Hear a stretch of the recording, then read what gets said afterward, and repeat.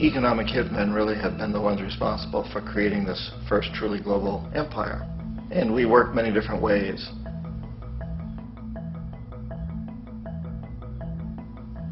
But perhaps the most common is that we will identify a country that has resources our corporations covet, like oil, and then arrange a huge loan to that country from the World Bank or one of its sister organizations.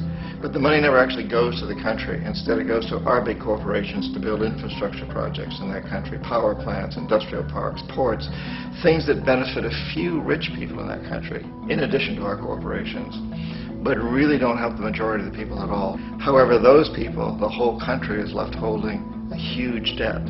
It's such a big debt they can't repay it, and that's part of the plan, that they can't repay it. And so at some point, we economic hitmen go back to them and say, listen, you owe us a lot of money, can't pay your debt, so sell your oil real cheap to our oil companies. Allow us to build a military base in your country, or send troops in support of ours to someplace in the world like Iraq, or vote with us on the next UN vote, to have their electric utility company privatized and their water and sewage system privatized and sold to U.S. corporations or other multinational corporations.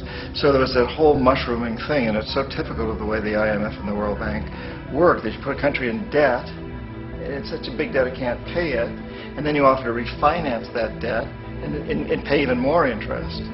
And you demand this quid pro quo, which you call a conditionality or good governance, which means basically that they've got to sell off their resources, including many of their social services, their utility companies, their school systems sometimes, their penal systems, their insurance systems, to foreign corporations. So it's a double, triple, quadruple whammy.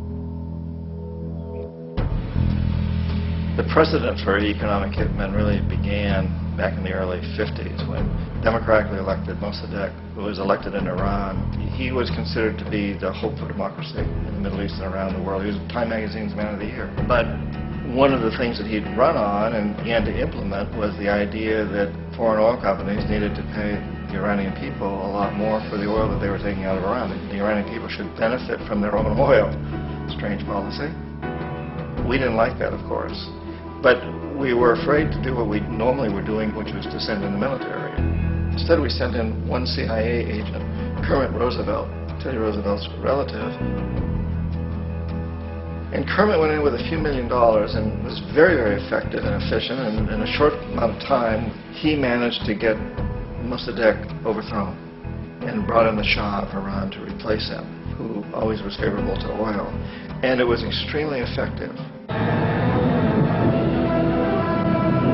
Mobs overflow Tehran. Army officers shout that Mossadegh has surrendered and his regime as virtual dictator of Iran is ended. Pictures of the Shah are paraded through the streets as sentiment reverses. The Shah is welcomed home. So back here in the United States, in Washington, people looked around and said, wow, that was easy and cheap. So this established a whole new way of manipulating countries, of creating empire.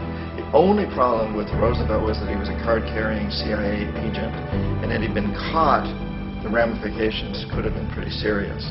So very quickly at that point, the decision was made to use private consultants to channel the money through the World Bank or the IMF or one of the other such agencies, to bring in people like me who worked for private companies, so that if we got caught, there would be no governmental ramifications.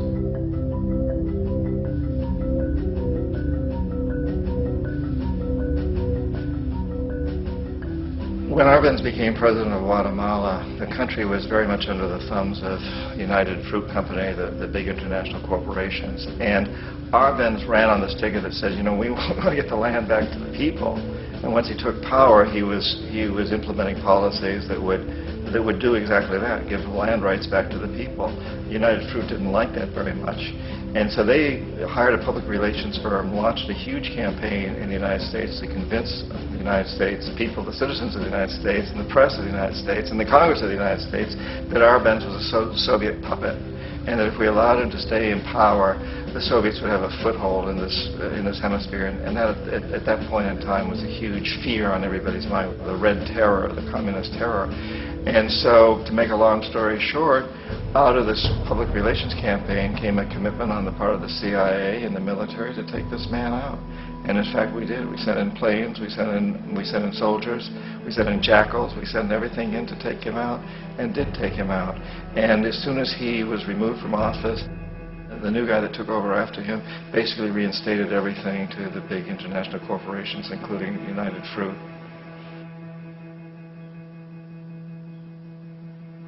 Ecuador for many, many years had been ruled by pro-U.S. dictators, often relatively brutal. Then it was decided that they were going to have a truly democratic election. Jaime Roldos ran for office, and his main goal, he said, as president would be to make sure that Ecuador's resources were used to help the people. And he won, overwhelming, by more votes than anybody had ever won anything in Ecuador.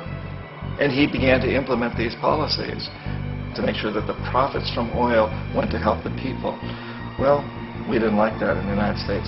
I was sent down as one of several economic hitmen to change Roldos, to corrupt him, to bring him around, to let him know, okay, you can get very rich, you and your family, if you play our game, but if you continue to try to keep these policies you've promised, you're going to go. He wouldn't listen. He was assassinated. As soon as the plane crashed, the whole area was cordoned off. The only people allowed in were the U.S. military from a nearby base and some of the Ecuadorian military. When an investigation was launched, two of the key witnesses died in car accidents before they had a chance to testify. A lot of very, very strange things that went on around the assassination of Jaime Roldos. I, like most people who've really looked at this case, had absolutely no doubt that it was an assassination. And of course, in my position as an economic hitman, I was always expecting something to happen to Jaime, whether it be a coup or assassination, I wasn't sure, but that he would be taken down because he was not being corrupted. He would not allow himself to be corrupted the way we wanted to corrupt him.